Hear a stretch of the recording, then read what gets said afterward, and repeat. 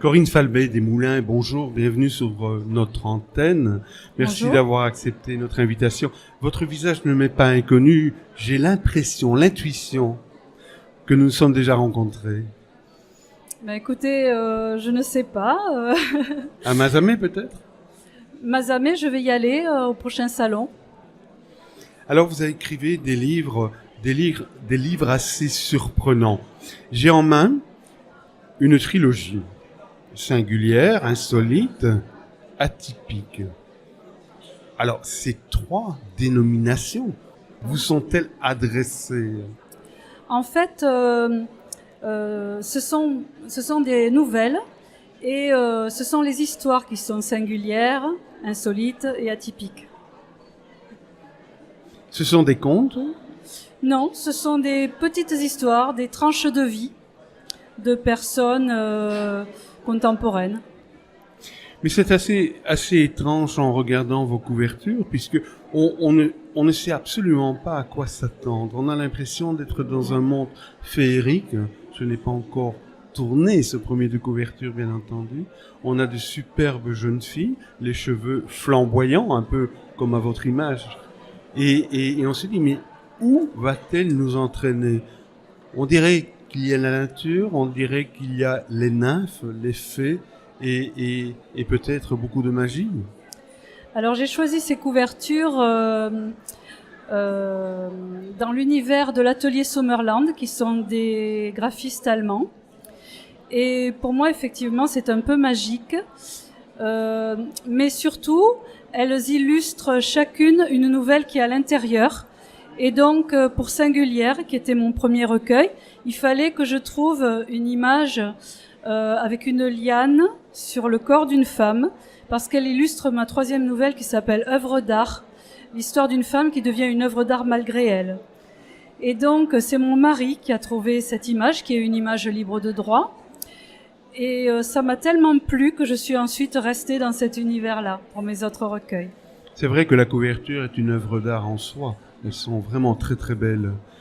L'amoureuse, le tissu souple de la jupe glissa le long des bas soyeux, révélant des jambes bien galbées, ainsi que Diego l'avait secrètement espéré.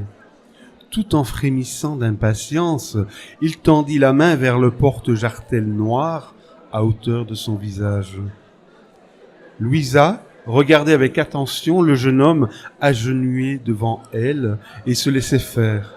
Un sourire amusé flottant sur ses lèvres encore légèrement fardées. Cette fois, ce sera bien plus facile, pensa-t-elle. Oui, il y en a certaines qui sont très sensuelles. Mais justement, la sensualité n'est-ce pas l'arme de la femme? Oui, bien sûr, ça en fait partie, c'est sûr. C'était un peu un défi pour moi. J'ai écrit des nouvelles très différentes et je me suis dit, est-ce que je suis capable d'écrire des nouvelles un peu sensuelles, un peu érotiques? Et j'en ai écrit certaines, parce que pour moi, l'écriture me permet aussi, je trouve, de me découvrir. C'est vraiment, je trouve, un merveilleux moyen de connaissance de soi. Alors évidemment, on regarde d'homme par rapport à l'érotisme, et je me dis que l'érotisme sublime justement la beauté de l'acte d'amour, et que bien souvent cette écriture subtile, très subtile, est réservée à la femme. Ça, je ne sais pas. Peut-être certains hommes arrivent aussi à écrire de belles histoires érotiques, mais moi, je me suis vraiment régalée à les écrire et je vois que mes lecteurs apprécient beaucoup. Alors vous êtes passionné d'écriture, évidemment, ça se ressent, de lecture, c'est Oui. logique aussi, et de piano. Oui. J'aime beaucoup le piano depuis l'enfance et j'en joue, oui. J'écris des chansons, je m'accompagne sur le piano. Et vous habitez une petite ville au milieu des vignes de Bordeaux. Alors voilà, tout un rêve pour nous qui venons de Belgique. Oui, j'habite à Léognan, donc le Pessac Léognan est un grand cru de Bordeaux. Autour de chez moi, il y a beaucoup de vignes et de châteaux de vin. Et vous écrivez des recueils de poésie. Et puis, je lis dans votre biographie des livres intimistes. Qu'entendez-vous par livre intimiste? Intimiste, ça veut dire que vraiment, je m'intéresse beaucoup à la psychologie de la personne et je rentre profondément en elle. Et d'ailleurs, une psychiatre italienne m'a fait un très beau retour il n'y a pas très longtemps sur Singulière, en me disant que mes nouvelles allaient jusqu'au fond de l'âme. Oui, justement, écrire des nouvelles, être écrivain ou écrivaine, aujourd'hui, est-ce que ce n'est pas se dévoiler très fort au regard du monde? Alors je crois, oui, effectivement, qu'on se dévoile, mais le lecteur ne sait pas exactement quand. C'est-à-dire que j'ai écrit des choses qui me sont arrivées, mais le lecteur ne sait pas. J'en écris d'autres choses que j'ai complètement inventées. Le lecteur ne sait pas exactement où je me situe, mais effectivement, il y a bien sûr une part de moi à l'intérieur. Sauf peut-être certains lecteurs, puisque en vous invitant derrière ce micro, en montant les marches de ce podium, nous avons rencontré deux peut-être lecteurs qui sont vos parents. Est-ce que vos parents ont lu vos livres? Oui, surtout ma mère. Mon père, je pense, c'est pas trop son genre de lecture. Il n'est pas très lecteur. Il lit des Géo, par exemple. Il aime beaucoup ce magazine. Mais voilà. Pourquoi pas, oui. Mais ma mère a beaucoup aimé mes nouvelles. Et d'ailleurs, toutes ses copines m'ont commandé les livres parce qu'elles adorent. Et dès qu'il y en a un nouveau qui sort, elles me disent je le veux. Et votre maman trouve vos jardins secrets dans ces livres ou pas? Ah ça, je ne sais pas, je lui ai pas demandé. Je pense que celui qui est le plus à même de les comprendre, c'est mon mari. Alors la nouvelle, évidemment, c'est une écriture particulière qui a gardé mauvaise presse un temps durant, et heureusement cette mauvaise presse s'estompe, et c'est réellement un plaisir parce que on feuillette les livres et puis on a le temps de se reposer entre deux nouvelles. Parfois c'est frustrant parce qu'on a envie d'aller très loin dans la lecture et puis l'écrivain nous oblige à nous arrêter. Pourquoi la nouvelle justement? Est-ce que écrire un roman ne vous tente pas? Si, je suis en train d'en écrire un. Mais là, j'ai vraiment découvert le plaisir d'écrire des nouvelles il y a quelques années. Et effectivement, comme vous dites, c'est vraiment un style littéraire particulier qui me plaît beaucoup parce que j'ai toujours aimé beaucoup les mots et jouer avec les mots. Et là, en quelques pages, il faut arriver tout de suite à capter le lecteur. Bon, s'il s'ennuie, c'est pas la peine. On me dit qu'on rentre tout de suite dans mes histoires. Bien sûr, une histoire intéressante et une chute la plupart du temps. Et moi, ce que j'adore, c'est qu'il y ait justement du suspense parce que je sème des indices, mais je brouille aussi les pistes. Et c'est vraiment un plaisir pour moi. Femme manipulatrice? Manipulatrice, en écriture, j'entends. Oui, je ne me permettrai pas. Hein. Il m'avait averti, mais je ne l'avais pas cru. Main dans la main, nous nous promenions ce jour-là sur une petite route au bord de la Garonne. Ah, cette Garonne. En harmonie, plein d'un silence partagé et riche, d'interminables vols de grues commençaient à descendre vers le sud, annoncés de loin par leurs cris sonores. J'aime ce silence complice, ce silence qui est présent uniquement parmi les personnes qui s'aiment profondément. On n'a pas besoin de parler. C'est vrai. Oui. Vous êtes une personne sensible. Je pense, oui. Qu'est-ce que tu racontes et ta maison, ton rêve d'enfant? Ils sont de passage eux aussi peut-être? Je n'avais pas osé lui dire. Et nous? Ah oui, c'est parce que là, dans cette nouvelle, le compagnon de la jeune femme lui dit, en regardant les oiseaux, tu sais, je suis comme eux, un homme de passage. Et donc, elle ne comprend pas puisqu'elle est amoureuse, mais il y a une histoire derrière et la chute la dévoile. J'aime vos mystères, mais j'aime votre écriture. C'est une écriture presque une poésie. J'entends bien la poésie pure, pas la poésie monotone que l'on gratouille sur un coin de cahier. On sent que votre écriture est également travaillée. Oui. Travaillée pour que le lecteur ne s'essouffle pas, mais n'ait pas trop le temps de reprendre son souffle non plus. C'est un peu comme un roman policier, au niveau du fil conducteur. Un peu comme Comme une approche de romans policiers. Oui, le suspense, oui.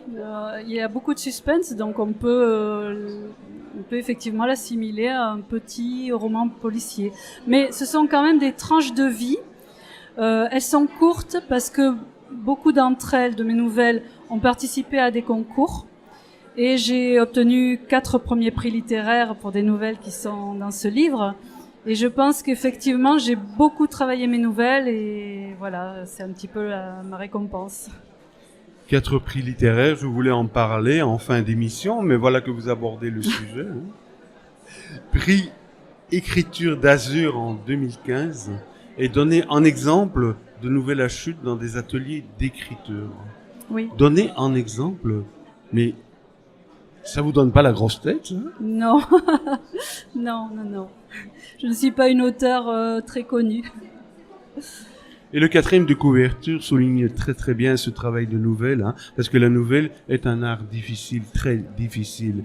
Écrire de façon incisive quelque part, écrire straight to the point, comme diraient les Anglais, aller droit au but, pas de frioriture, mais c'est également un art qui vous permet d'aller très très loin, et c'est l'art majeur, hein, c'est un peu comme un quintet en musique, vous qui êtes pianiste. J'aime votre écriture, j'aime lire vos phrases, assis dans un fauteuil défraîchi devant l'une des fenêtres, afin de mieux y voir.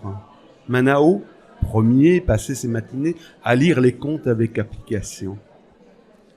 Rien de trop, juste la phrase là où elle est, et on a l'impression de sentir les odeurs du paysage et de ressentir aussi excusez-moi l'expression, la gueule du personnage. C'est prenant.